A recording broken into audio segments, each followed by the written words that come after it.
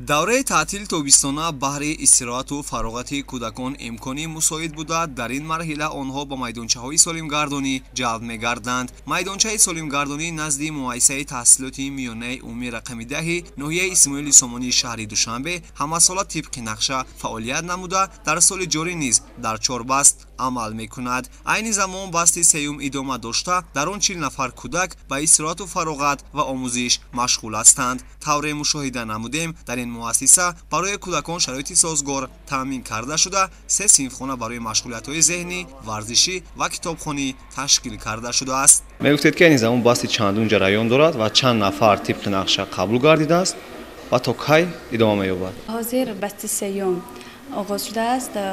бо ҳайати 40 нафар талаба мо кор фаъолият мекунем. аз 9 то 20 давом мекунад.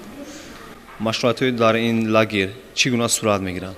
мо аз соатҳои 7:30 талабагонро бо машғулиятҳои машқи пагоҳи рӯзӣ оғоз мекунем. баъд ба хӯроки нисфи рӯзӣ мекунанду баъд ба машғулияти бозиҳои шахмат, шашка шурӯъ мекунем. боз баъди он мо ба хониши китобҳои бадеӣ бо кӯдакон машғулият мешавем. шеъру сурудҳо мехонем бо онҳо. дар бештари истироҳатгоҳҳо метавонанд ки кӯдаконро ба ҷойҳои тамошобоб аз ҷумла боғи ҳайвонот ё ки дигар маконҳои фарҳангӣ баранд. оё дар ин лагер чунин ҳаст? бале, мо кӯдаконро ба боғи Ирам, Аҳмади Дониш, боғи ҳайвонот, боғи Умари Хаём, бо ҳамин боғҳо мо кӯдакҳоро мебарем.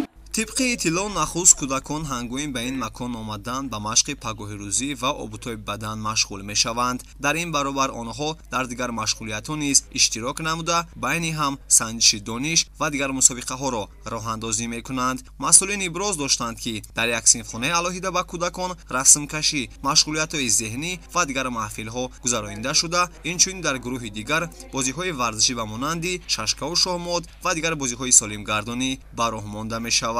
дар як вақт истироҳаткунандагон ба китобхонӣ низ ҷалб гардида, дар гӯшаи махсус ба мутолиа ва омӯзишу аз худкунӣ, ҳикояву афсона ва дигар асарҳо машғул мешаванд. тавре кӯдакон иброз доштанд, ташкил чунин истироҳатгоҳ барои онҳо писанд аст, зеро дар ин майдончаи солимгардонӣ кӯдакон дӯстони зиёд пайдо мекунанд. вақти бештари худро ба омӯзиш мегузаронанд, махсусан ба роҳ мондани мусобиқаҳои зеҳниву варзишӣ барои ҷалби таваҷҷӯҳи онҳо имкони хуб аст. гуфта шуд ки барои гузарондани машғулиятҳо барои мураббиён нақшаи корӣ тартиб дода шудааст ва онҳо тибқи он амал мекунанд.